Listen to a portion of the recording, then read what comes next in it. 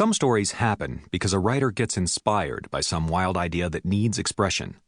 Some stories are carefully put together as part of a greater whole.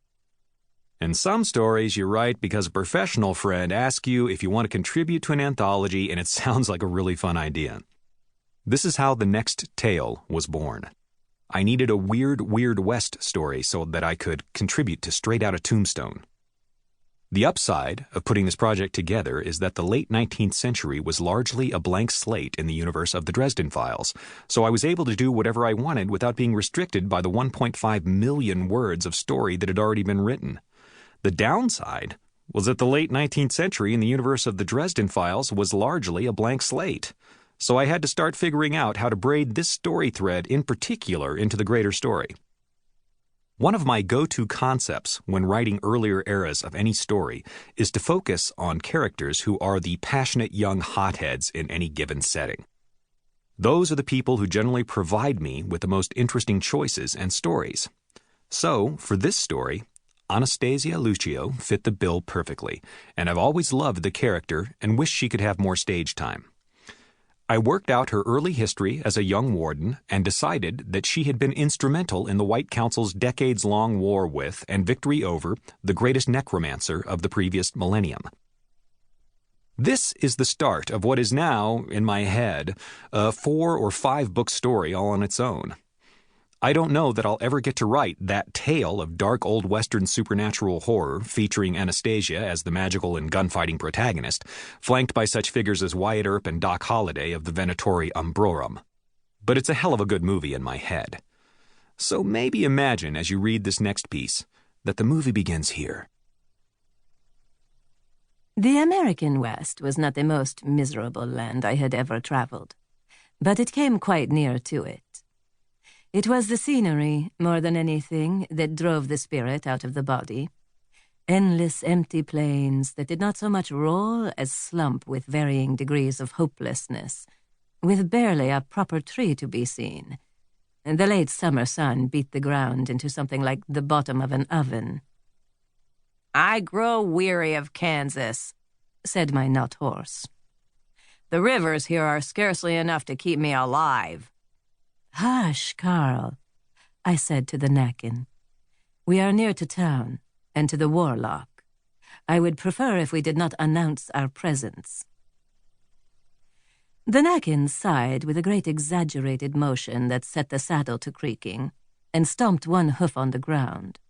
With a pure white coat and standing at a lean and powerful 17 hands, he made a magnificent mount, as fast as the swiftest mortal horse and far more tireless.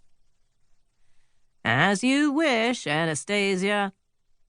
"Warden Lucio," I reprimanded him tartly. "And the sooner we watch this creature and his master, the sooner you will have served your probation, and the sooner you may return to your homeland." The Nakin flattened his ears at this reminder of his servitude. "Do not you become angry with me," I told him. "You promised to serve as my loyal mount if I could ride you for the space of an hour without being thrown. It is hardly my fault if you assumed I could not survive such a ride under the surface of the water." "Humph," said the Nakin, and he gave me an evil glare. "Wizards." But he subsided. Murderous monsters, the Nakin, but they were good to their word. It was then that we crested what could only quite generously be called a rise, and I found myself staring down at a long, shallow valley that positively swarmed with life. Powdery dust covered the entire thing in a vast cloud, revealing a hive of tarred wooden buildings that looked as if they'd been slapped together over the course of an evening by drunken teamsters. Then there was a set of gleaming railroad tracks used so often that they shone even through the dust. On the northern side of the tracks stood a whitewashed mirror image of those buildings, neat streets and rows of solidly built homes and businesses. Corrals that could have girdled the feet of some mountains were filled with a small sea of cattle, being herded and driven by men who could scarcely be distinguished from their horses beneath their mutual coating of dust. To one side of the town, A lonely little hill was crowned with a small collection of grave markers. And the people. The sheer number of people bustling about this gathering of buildings in the middle of nothing was enough to boggle the mind.